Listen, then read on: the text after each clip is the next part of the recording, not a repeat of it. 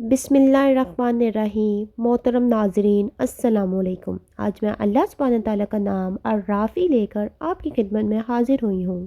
الرافع کا لفظ رفع سے نکلا ہے، جس کے معنی ہے بلند کرنے والا، بڑے رتبے پر فائز کرنے والا۔ ہم نے اس سے پہلے الخافض پڑھا تھا، جس کے معنی تھے پست کرنے والا، اور آج ہم پڑھنے جا رہے ہیں الرافع، جس کے معنی الخافض کے معنی سے الٹ ہیں، یعنی جو رب پست کر سکتا ہے وہی رب بلند کرنے کی بھی طاقت رکھتا ہے۔ وہ بادشاہ کو غلام بنا سکتا ہے اور غلام کو بادشاہ بنا سکتا ہے۔ وہ وقت کا پہیہ لمحوں میں بدل سکتا ہے۔ جیسے وہ آزمائش بھیج سکتا ہے، ویسے ہی وہ اپنی مدد بھی بھیج سکتا ہے۔ جیسے وہ گرا سکتا ہے، ویسے ہی وہ اٹھا بھی سکتا ہے۔ جو لوگ سچ پر ہوتے ہیں، اللہ انہیں کامیابی ضرور دیتا ہے۔ جو لوگ اس کی اطاعت کرتے ہیں، وہ ان کے لیے کامیابی کے وسیلے ضرور بناتا ہے۔ اسے کوئی فرق نہیں پڑتا کہ کتنے لوگ آپ سے نفرت کرتے ہیں، اسے کوئی فرق نہیں پڑتا کہ لوگ آپ کے بارے میں کیا سوچتے ہیں۔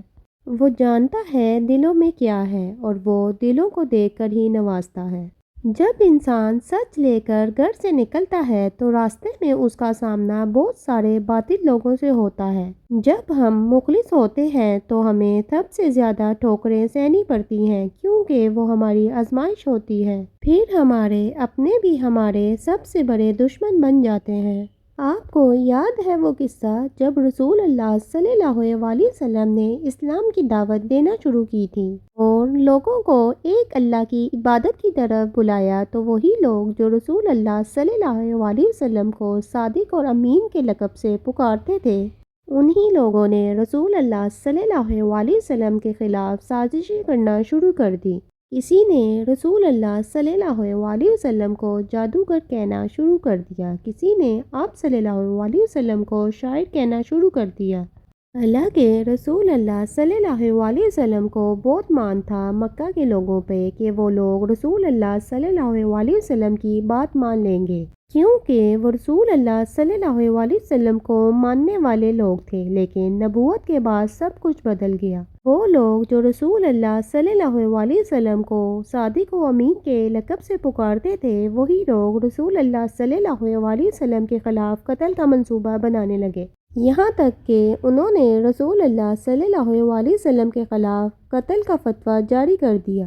اس کہانی میں ہمارے لیے سب سے بڑا سبق یہ ہے کہ ضروری نہیں ہے کہ اگر ہم حق بات کریں گے تو سب لوگ اس بات سے متفق ہوں گے یا پھر ہمارے اپنے ہمیں سپورٹ کریں گے، بلکہ طنز کرنے والے اور مذاق اڑانے والے لوگوں میں اکثریت ہمارے اپنوں کی ہوتی ہے۔ لوگوں کے ساتھ ساتھ ہمارے اپنوں کی کوشش بھی یہی ہوتی ہے کہ وہ کسی طرح سے ہمارے حوصلے پست کر دیں، اور پھر یہ کام پورا کرنے کے لیے وہ جھوٹ کا سہارا لیتے ہیں، وہ باطل کی مدد لیتے ہیں، وہ پھر ہم پر طرح طرح کے الزامات لگاتے ہیں۔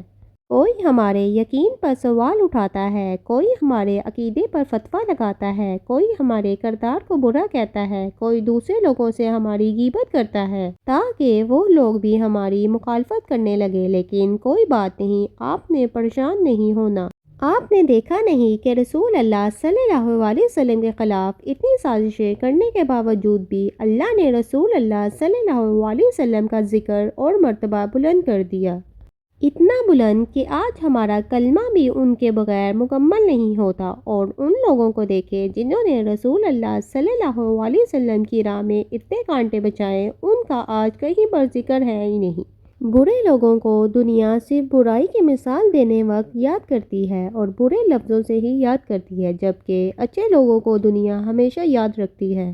اللہ نے قرآن میں رسول اللہ صلی اللہ علیہ وسلم کے لیے فرمایا، سورۃ علم نشرح آیت نمبر 4، اور ہم نے تیرے لیے تیرا ذکر بلند کر دیا۔ یہ آیت تب نازل کی گئی جب اس زمانے میں کوئی یہ سوچ بھی نہیں سکتا تھا کہ آج جس انسان کے ساتھ صرف 2 آدمی ہیں، یعنی ہمارے پیارے نبی صلی اللہ علیہ وسلم ان کا ذکر ایک دن آئے گا کہ اتنا بلند ہو جائے گا کہ دنیا میں رہنے والوں میں سے ایک بڑی تعداد ان لوگوں کی ہوگی جو نبی صلی اللہ علیہ وسلم کے لیے اپنی جان، اپنا مال، اپنے بچے، اپنا خاندان سب کچھ قربان کرنے کے لیے بس ایک حکم کے انتظار میں ہوں گے۔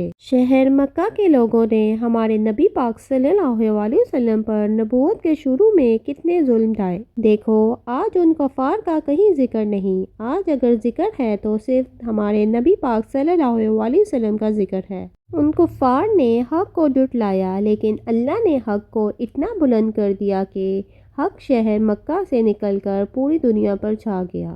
اس آیت کا پس منظر کچھ یوں ہے کہ اس زمانے میں جب لوگ حج کے لیے مکہ آتے تھے تو مکہ کے لوگ انہیں روک روک کے کہتے تھے کہ یہاں ایک خطرناک شخص محمد صلی اللہ علیہ وسلم ہے جو لوگوں پر ایسا جادو کرتا ہے کہ باپ بیٹے، بھائی بھائی، شوہر اور بیوی میں جدائی پڑ جاتی ہے، اس لیے ذرا اس سے بچ کر رہنا۔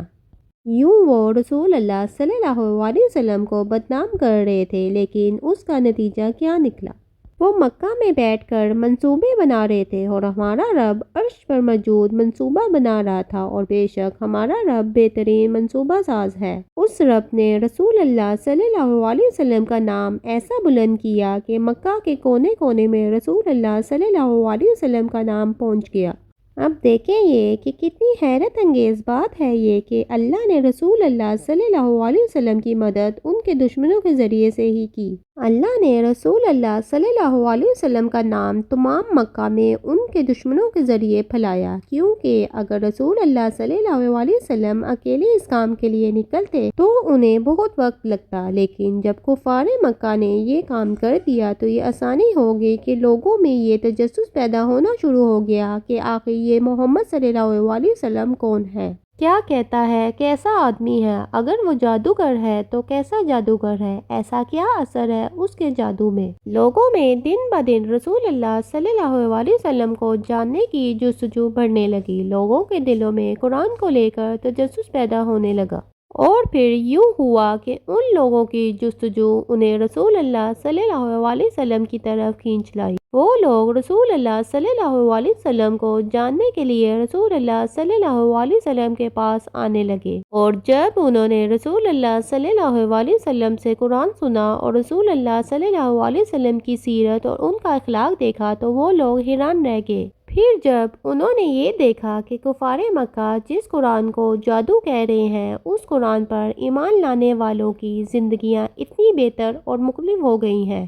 تو وہ سب بھی آہستہ آہستہ رسول اللہ صلی اللہ علیہ وسلم پر ایمان لانے لگے، اور یہ سلسلہ اسی طرح تیزی سے چلا کہ کوئی بھی قبیلہ مکہ میں ایسا نہیں رہا جس قبیلے میں لوگوں کی اکثریت رسول اللہ صلی اللہ علیہ وسلم پر ایمان لانے والوں کی نہ ہو۔ اب آپ سوچیں کہ اللہ نے رسول اللہ صلی اللہ علیہ وسلم کی اس وسیلے سے مدد کی جو وسیلہ دیکھنے اور سننے میں مدد کا وسیلہ نہیں لگتا۔ اس وقت جب کفار مکہ لوگوں کو نبی کریم صلی اللہ علیہ وسلم کے خلاف بھڑکا رہے تھے تو کس کو معلوم یہ تھا کہ اصل میں یہ تدبیر اللہ نے رسول اللہ صلی اللہ علیہ وسلم کا نام بلند کرنے کے لیے کی ہے۔ سبحان اللہ۔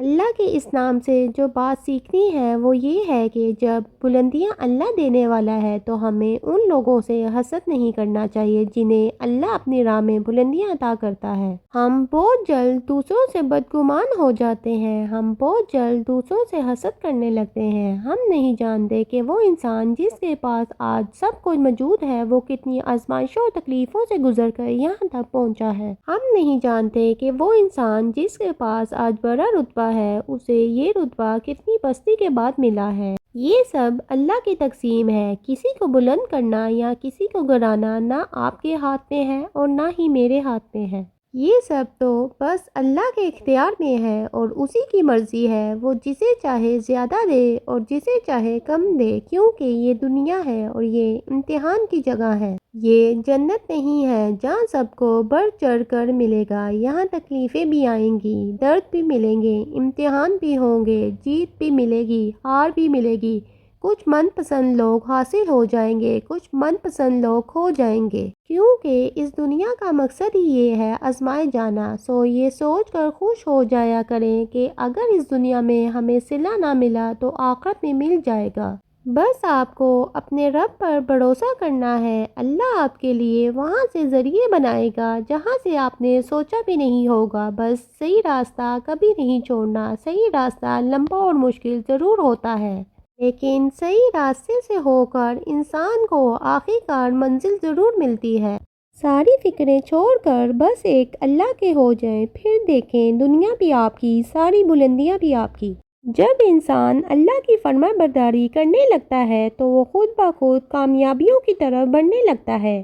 اللہ نے خود تک پہنچنے کے راستے ہی ایسے بنائے ہیں کہ جو ان راستوں سے گزرتا ہے وہ فلاح پا جاتا ہے۔